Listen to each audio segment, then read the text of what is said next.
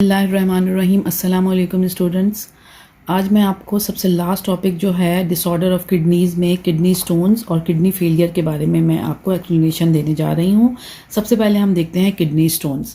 Kidney stone क्या हैं? ये एक सॉलिड मास होते हैं जो कि फॉर्म होते हैं, किसके ज़रिए फॉर्म हो रहे हैं? क्रिस्टल्स ऑफ कैल्शियम ऑक्सलेट और कैल्शियम कार्बोनेट के। समटाइम्स क्या होता है कि uric acid and cystine are also present in it. बाज़ जो हैं वो यूरिक एसिड और जो सिस्टीन भी इस किडनी स्टोन के अंदर जो हैं वो शामिल हो सकते हैं। जब ये मॉलिक्यूल सेपरेट होते हैं फ्रॉम यूरिन तो ये प्रेसिपिटेट हो जाते हैं in the kidney and deposit in the form of stone. अब ये जब ये प्रेसिपिटेट होंगे तो प्रेसिपिटेट जब भी कोई चीज़ होगी तो वो जाकर तह में बैठ जाएगी। तो जब ये किडनी के अंदर जब ये डिपॉजिट हो जाएंगे तो ये किस फॉर्म में डिपॉजिट होंगे? ये स्टोन्स की फॉर्म में डिपॉजिट हो जाएंगे, यानी छोटे छोटे पत्थर आ जाएंगे। बहुत ही ये मतलब इसकी जो साइज़ है वो बहुत ही स्मॉल होता है। समटाइम्स क्या होगा कि ये जो स्टोन्स हैं वो ज़्यादा हार्ड नहीं होते और ये ब्रेक आउट हो जाते हैं और क्रिस्टल्स की तरह होते हैं और ईजिली जो हैं वो बॉडी से यूरिन के अंदर जो है वो विदाउट पेन ये निकल जाते हैं।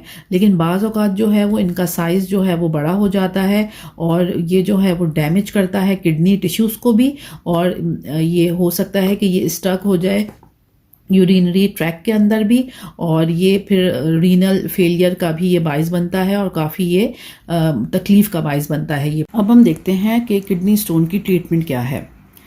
किडनी स्टोन की जो ट्रीटमेंट है ये लिथोट्रिप्सी एक मशीन है, इसके ज़रिए की जाती है। अगर जो साइज़ है स्टोन का अगर जो है वो स्मॉल है तो फिर इसके लिए टेक्निक इस्तेमाल की जाएगी, वो कहलाएगी lithotripsy to break stone by ultrasonic waves. यानी इसमें हम जो टेक्निक इस्तेमाल करेंगे वो लिथोट्रिप्सी कहलाएगी। और इस टेक्निक में क्या होता है कि जो स्टोन होता है उसको अल्ट्रासोनिक वेव्स के ज़रिए यानी साउंड वेव्स के ज़रिए उसको ब्रेक कर दिया जाता है। ब्रेक करके उसको यानी क्रश कर देंगे और फिर वो यूरिन के ज़रिए जो है वो पास आउट हो जाएगा। तो जो इसके ब्रोकन रेड्यूमेंट्स होंगे वो ड्रेन आउट हो जाएंगे फ्रॉम किडनी विद यूरिन, यानी कि ये इतने स्मॉल पार्टिकल्स में कन्वर्ट हो जाएंगे कि इजीली यूरिन के साथ जो है वो पास आउट हो जाएं और कोई इसमें तकलीफ़ भी ना हो। अगर लार्ज साइज़ का स्टोन होगा तो फिर उसको ब्रोकन डाउन नहीं किया जा सकता, यानी कि वो फिर तोड़ा नहीं जा सकता लिथोट्रिप्सी के ज़रिए। तो इसको जो है वो रिमूव किया जाएगा by the process of renal surgery, यानी इसमें फिर रीनल सर्जरी होगी। Large intake of water is the only major to minimise the chances of formation of stones in kidney. यानी अगर हमें किडनी स्टोन से बचना है तो हमें वाटर का इंटेक जो है वो ज़्यादा से ज़्यादा करना चाहिए, क्योंकि ये किडनी स्टोन्स के चांसेस को होने के चांसेस को बहुत ही कम कर देता है। सेकंड इसका जो एक डिसऑर्डर है किडनी का वो है किडनी फेलियर। अब सम टाइम क्या होता है कि नेफ्रॉन्स जो होते हैं किडनी के वो अपनी वर्किंग को स्टॉप कर देते हैं। अब अगर उनकी वर्किंग नहीं हो रही नेफ्रॉन की तो ये जो है प्रॉब्लम ये किडनी फेलियर कहलाएगा इसमें, यानी किडनी जो है अपना काम करना छोड़ रही होगी। अब it is mainly due to solute disbalance. अब इसमें अगर ऑस्मो रेगुलेशन का अमल सही नहीं हो रहा, यानी सॉल्यूट जो है वो डिसबैलेंस हो गए हैं ब्लड के अंदर और किडनी में भी, तो ये जो है वो प्रॉब्लम हो सकता है। The failure of kidney allows urea and other waste material to accumulate in the blood. अब जब किडनी सही काम नहीं करेगी तो फिल्ट्रेशन और रीअब्जॉर्प्शन का अमल भी आसानी के साथ नहीं हो पाएगा। तो वो जितना भी अमाउंट है यानी यूरिया है जो एक नाइट्रोजनस वेस्ट है उसका बॉडी से निकलना ज़रूरी है, तो फिर वो फिल्टर आउट हो ही नहीं पाएगा, यानी कि वो ब्लड स्ट्रीम के अंदर ही मौजूद रहेगा। Amount of water is not regulated also, और इसमें फिर वाटर का जो अमाउंट है उसको भी वो रेगुलेट नहीं कर पाएगा, यानी ऑस्मो रेगुलेशन का जो अमल है वो सही तरीके से नहीं हो रहा। जब ये दोनों जो हैं वो ना तो सॉल्यूट भी कंट्रोल नहीं हो पा रहा और वाटर भी नहीं कंट्रोल हो पा रहा, तो ये डिसबैलेंस है सॉल्यूट का, उससे क्या होगा ये मतलब इंसान जो है वो मौत की तरफ चला जाएगा unless the patient is given treatment to filter out waste by machine. अब यहाँ पर अगर मटेरियल उसकी ब्लड के अंदर ही रह जाए, यानी नाइट्रोजनस वेस्ट जो हैं वो किडनी फेल हो जाने की वजह से अगर ब्लड के अंदर ही रहेंगे तो इंसान की मौत भी वाक़या हो सकती है। लेकिन उससे पहले उस तमाम चीज़ों को कंट्रोल करने के लिए एक मशीन का सहारा लिया जाएगा जिसको डायलिसिस मशीन कहा जाता है, यानी डायलिसिस के प्रोसीजर में जाएगा वो इंसान, और फिर वो मशीन जो है वो जो काम किडनी ने करना था उसकी बॉडी ने, वो काम अब डायलिसिस वाली मशीन यहाँ पर करेगी।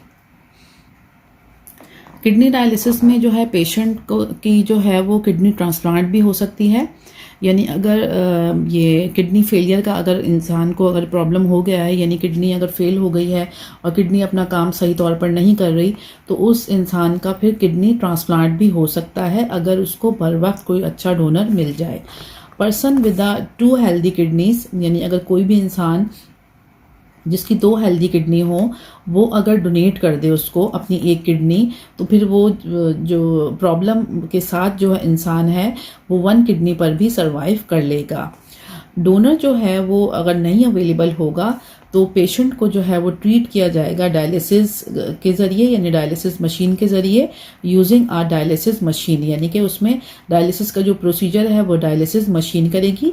डायलिसिस मशीन जो है वो परफॉर्म करती है फंक्शन ऑफ अ किडनी, यानी कि देखें अल्लाह ताला की कितनी बड़ी नेमत है ये किडनी, यानी किडनी हमारे लिए जो है वो जो हमारी बॉडी का वेस्ट मटीरियल है उसको यूरिन की फॉर्म में, यानी यूरिया है उसको यूरिन में कन्वर्ट करके हमारी बॉडी से जो है वो निकाल देती है।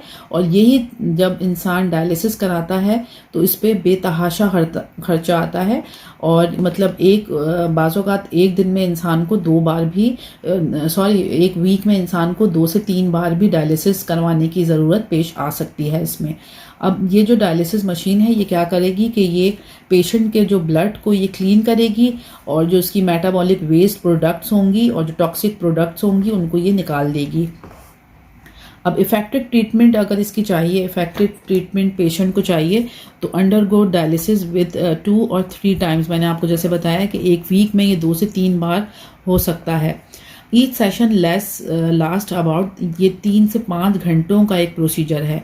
अब आप लोगों को चाहिए कि आप जो हैं वो अल्लाह ताला का बेतहाशा शुक्र अदा करें कि अल्लाह ताला ने हमें किडनीज जैसी नेमत से नवाजा है, और वो ये काम जो है वो विदाउट एनी, यानी इसमें कोई हमारे पैसे नहीं लगते, और जो किडनी है हमारी बॉडी के जो वेस्ट प्रोडक्ट है उन्हें विदाउट किसी भी हमें कोई उसमें तकलीफ़ भी नहीं हो रही होती, जबकि ये डायलिसिस करवाना जो है एक बहुत ही तकलीफ़ दे अमल है, और जो लोग इन चीज़ों से गुजरते हैं वो बाखूबी इन चीज़ों का जो तकलीफ़ का अंदाज़ा जो है वो बाखूबी लगा सकते हैं।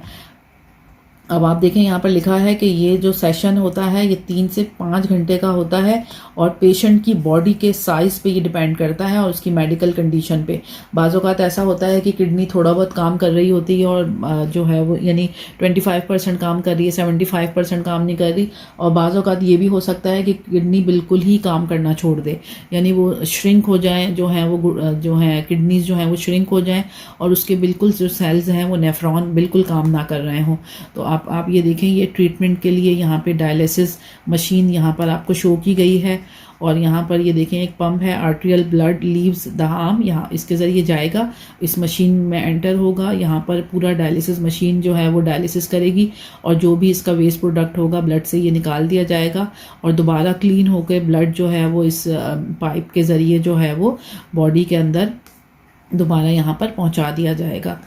तो ये हमारा जो टॉपिक है यहाँ पर ये पूरा जो चैप्टर है सेकंड वाला ये ख़त्म हो गया है। यहाँ पर मैं आपको इसके साथ ही एक लिंक शेयर करूँगी, यहाँ पर उस लिंक को आप जो है वहाँ जाकर आपको तमाम जो नोट्स हैं वो सेकंड चैप्टर के भी और फर्स्ट चैप्टर के भी आप वहाँ से जाकर जो हैं वो देख सकते हैं। अल्लाह हाफ़िज़, दुआओं में मुझे याद रखिएगा। अल्लाह हाफ़िज़।